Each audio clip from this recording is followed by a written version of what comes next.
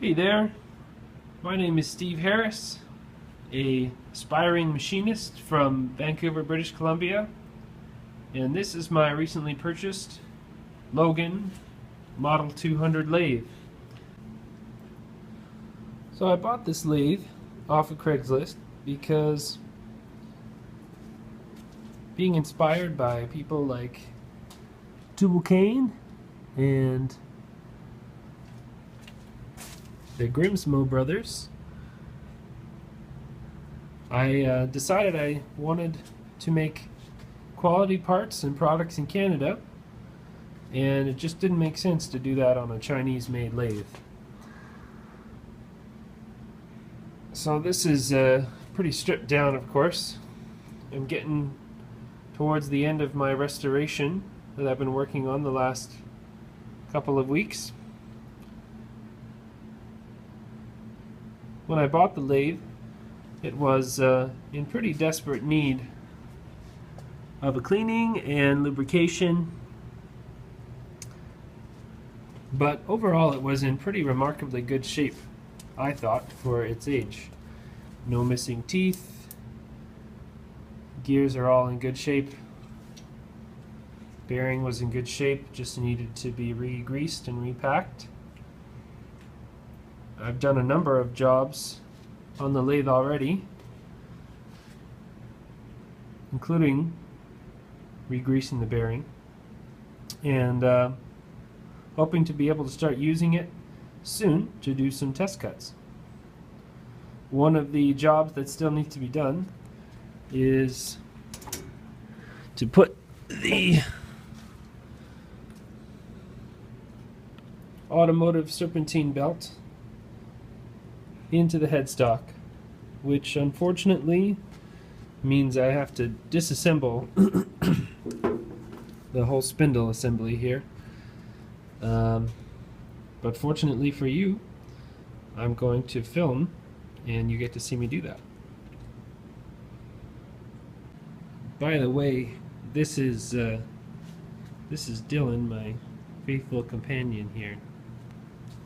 She loves to be in the shop, don't you? You don't know what's going on.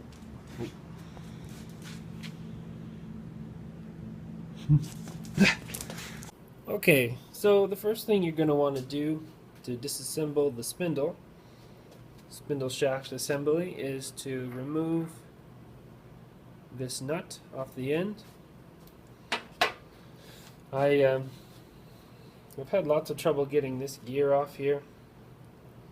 So what I like to do is get a block of wood, it's a scrap piece, and I'll lightly tap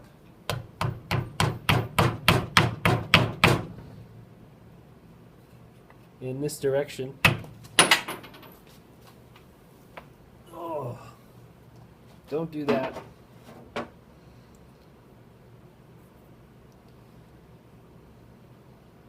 Looks okay. And then the spacer should come right off. After the key, of course.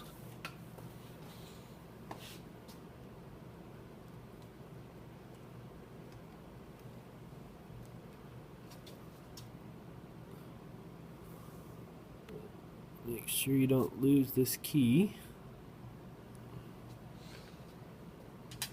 Spacer comes off. And then there's a trick here that a lot of people probably learn the hard way, is that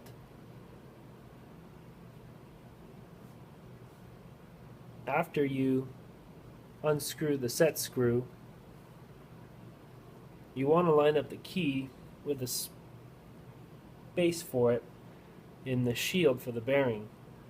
Otherwise you're going to bend the bearing shield. So I will disengage the bull gear. I think that's called the bull gear. Then I'm going to unscrew this cap. And then once we're all lined up, I'll gently tap on this shaft in this direction, and she should come right out. So now that we've gotten these screws out and this cap loosened, got the key lined up with the keyhole on the bearing shield. I got a piece of MDF here to protect the ways, using a plastic hammer so I don't damage anything, and should be coming right out.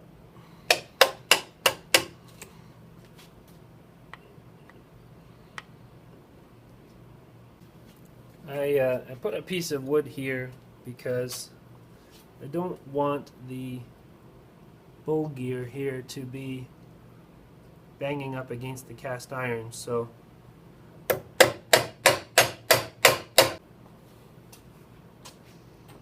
okay.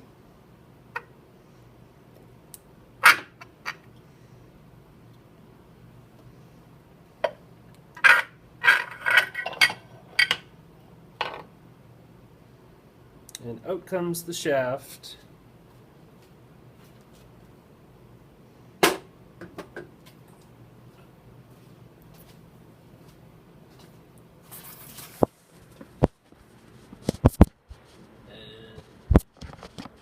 That's what that, I don't know if you can see it, but that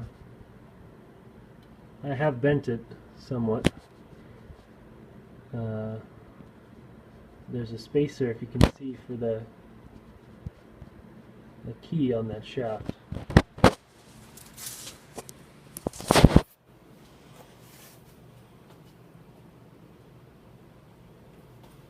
So with the shaft out, all these gears just come right up and out.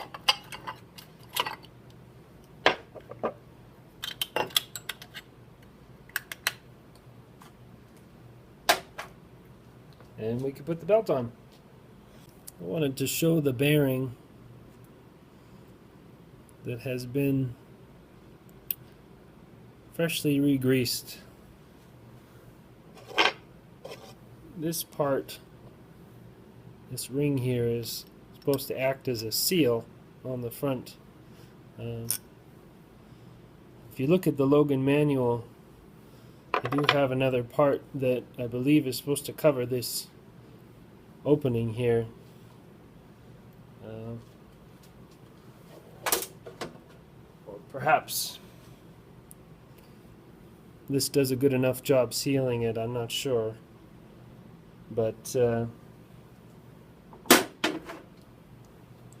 after looking on a few forums, the consensus seems to be that that part is not necessary and should run okay without it. So I've got all my gears in place, and I'm going to put the shaft back in, being mindful of where the key is on the bowl gear and in the bearing shield.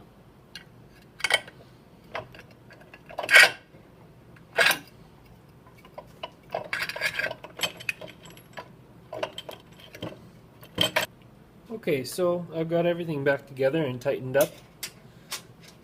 If I had to give you one bit of advice, I would say to tighten this set screw last, because you want to have a bit of play so that the bowl gears can function, the back gears can function correctly.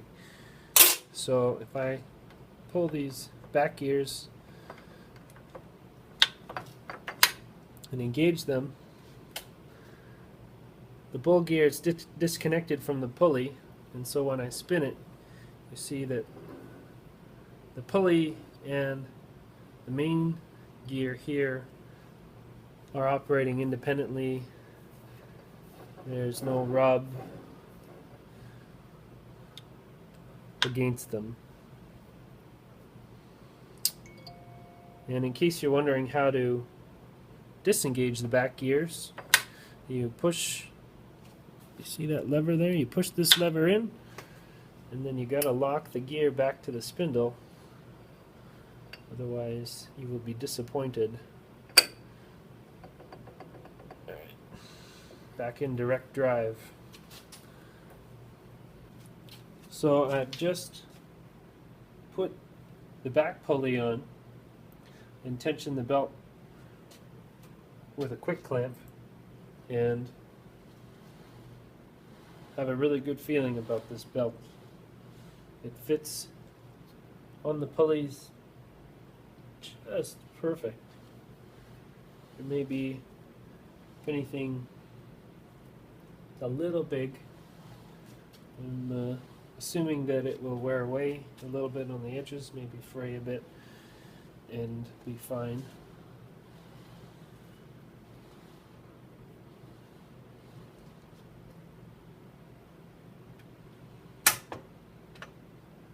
Can easily change between speeds.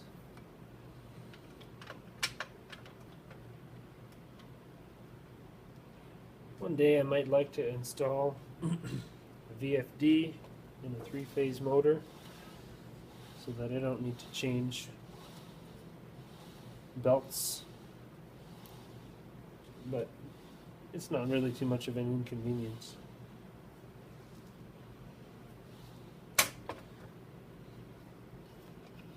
So it runs fairly well on all 3 settings. It doesn't seem to want to glide off of the pulley in any way.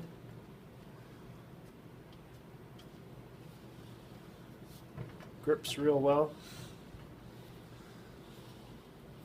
Now we just got to attach the motor. Okay, I've got everything hooked up. Motor's mounted. V-belts on. New accessory belts on. Here we go.